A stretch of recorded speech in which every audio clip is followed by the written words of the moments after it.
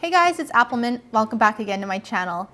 So for today's video, I am doing a part 2 to my drawing birthstones as people video.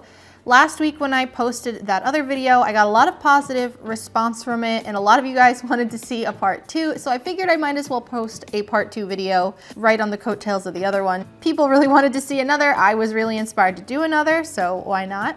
But before we get into that, I just want to say a quick thank you to today's video sponsor. I'd like to thank the sponsor of today's video, Lord of Heroes. Lord of Heroes is a free-to-play RPG that features beautiful anime-style 3D graphics and spectacular effects. The game contains almost 50 characters to collect, each with their own characteristics and traits. The great thing about this game is that unlike other similar games, there's no character gacha, and any character can be recruited with 100% chance. You can upgrade every character up to 6 stars and employ them into turn-based battles where you devise your own strategy to win. Lord of Heroes also has a very interesting story, and it feels like reading a webtoon. You can download the game using my link in the description box below, so thank you again to Lord of Heroes for sponsoring today's video. So I put a poll out the other day asking which gems you wanted me to draw for today's video, and I gave some suggestions as well as left it open to any suggestions from you guys. And we had quite a few popular ones. However, I chose one that was on the more popular side, but I also chose another that wasn't, just because I wanted to do these two different colors, and I had been seeing a lot of requests, but I will get into that one later. But for the first one I'm drawing, I am doing Sapphire, and this is actually my personal birthstone. I was born in September, so Sapphire is my birthstone, and I have been wanting to do this one for a while because, you know, I'm a little biased, to be honest, but you guys seemed to have wanted to see it as well. So my idea for Sapphire was to kind of make her somebody who's kind of preppy and really into herself, like really into her makeup and her looks, kind of keeps herself together. And none of these personalities that I give to any of these birthstones have literally anything to do with any kind of personality traits that might go with that specific month. I mean, I don't believe in any of that, and I don't really get any of that either. But this is just kind of my personal take on each color and each stone and what I want to go with. So for her, I chose this personality trait, and it's pretty different from the last two that I did. I'm trying to, with all of these, make them all fairly different from each other so that I have, you know, a bit of a good mix here in terms of personalities across all of them. And I don't know if I'll continue this series. It really depends on you guys overall. If you guys want me to do more in the series, by all means I will, because I enjoy it. But for now, I'm trying to give them all very different looks and styles. For her line art, I played around with some different hands at first, because when I sketch things in, I'll usually sketch it in super messy, especially the hands. You might have noticed that when you were watching me sketch before. They kind of look like blobs sometimes. And it's not really until I actually do the line art that I realize, okay, my quick blob sketch of this hand is kind of off. And so I'll spend some time redoing it to make it a little better. And oftentimes when I'm not sure how to draw a specific hand pose, rather than look it up on Google, it's honestly just easier to pose my hand in that way and either take a picture of it or kind of like just draw it real quick as I'm looking at it. That's usually what I tend to go with, just because hands can be a pain, and I think most artists will agree that hands are probably one of the worst things to draw just because of all the joints and how they can look so different from so many different angles. So yeah, using a reference is usually the way to go. And sometimes I get a bit lazy and I'm like, oh, I'll just wing it. But with this, I was like, no, I really have to use my hands as a reference and kind of figure out how she'd be holding these items. Anyway, I wanted to keep her color scheme obviously to blues for Sapphire, but I wanted to make it a little bit more on the muted blue side. So kind of pale grayish blues rather than vibrant blues. Typically Sapphires, the gemstone itself, are very vibrant, but I wanted something a little bit more on the muted side with little blue pops of colors, more on her accessories, her makeup, things like that. And I wanted to give her a plaid dress, so I found a really fun plaid pattern. And that's the nice thing about digital art. You can kind of mix in different overlays or patterns that you find. Just because plaid for me is really hard to draw, and I figured I wanted to save time with that detail, especially since this is for a video. Drawing my own plaid would have been kind of a pain. So I found a pattern that I could just incorporate into this.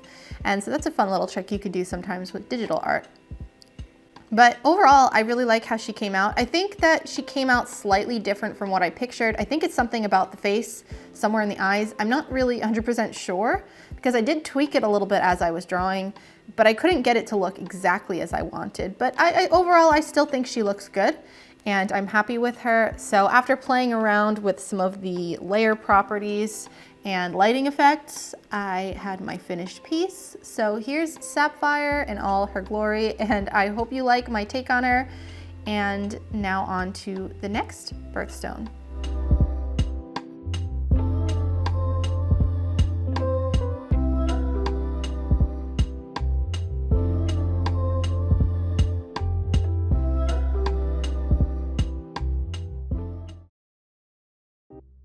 So this next one is one that was not the most popular on the poll. It was like up there, but it was not the most popular. And that one would have been diamond, but I really wanted to draw something with color today. And I saw a lot of people suggesting emerald from last time. I just added diamond to the poll, so this is the part where I became a little bit biased, and so I really wanted to do something woodsy. And so I'm doing emerald for this one. And my idea for her was to kind of make her like a forest spirit kind of character, almost like she's like got forest witchy vibes. And so I wanted her clothing to have a lot of layers and be very flowy and very long, and also just add a bunch of foliage to her outfit in terms of some leaves and flowers. And I also made sure to give her a crown of leaves with some berries. So again, I wanted to limit the colors to emerald colors, so greens. But with these, I like to kind of pick an extra color to throw in if I have to get some more variety. So if you watched my video last week when I did ruby, I threw in some golds. And when I did amethyst last week as well, I also mixed the purples in with slight bluish and pinkish tones to give it a little bit more variety. For this one, I was thinking to kind of add a muted reddish color in here. So I used that mostly in the berries in her crown and the flowers on her neck. So it's barely there, you know, it's just there for the accent details. However, it also kind of mirrors her skin tone, which is palish, brownish, reddish skin tone. And I wanted that to go with her overall color scheme. And like I did with Sapphire, instead of using a super vibrant color, I wanted to make this a little bit more on the muted side. Again, I really personally like muted greens, or just muted colors in general, I think are really nice. So I wanted to make this have a lot of muted greens, some olivey colors in it, just all different shades really. But mostly for her dress and her outfit as a whole, I stuck within the greens that were kind of all in the same family of greens. So more dull in-between greens, if you want to call it that. And then for her hair, I did more of a yellowy green color, more of an olive, just to change it up a little bit so I wouldn't have too much of the same shade of green in there. And I really like especially the light color of green that is on her top part of her dress, that shirt area.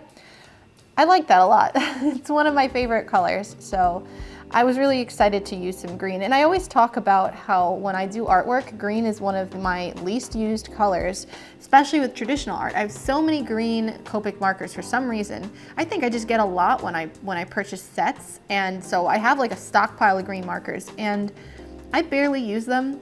So even though this is digital artwork, I'm still happy that I incorporated a lot of green here.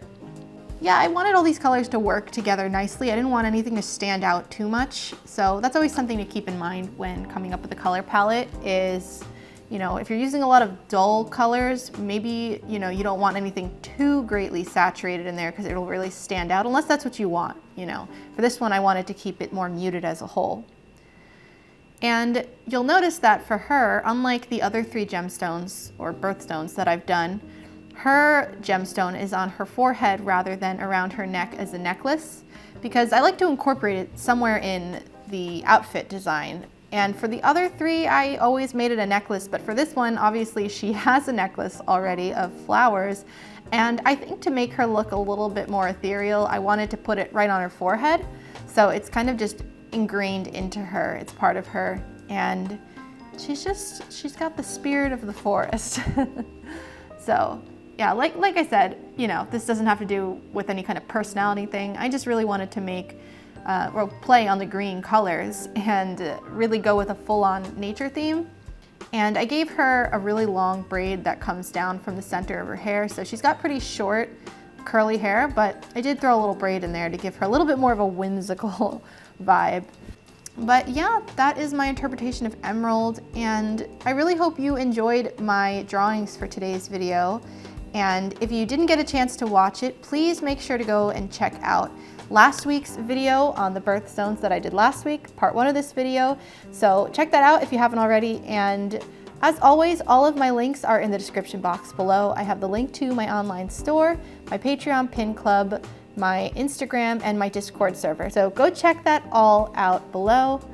And also you can find the link to Lord of Heroes in the description as well. Thank you again to them for sponsoring today's video. Anyway, thank you guys for watching. I will see you all next Friday at 4 p.m. Eastern time as always, and I hope you have a wonderful weekend. Bye bye.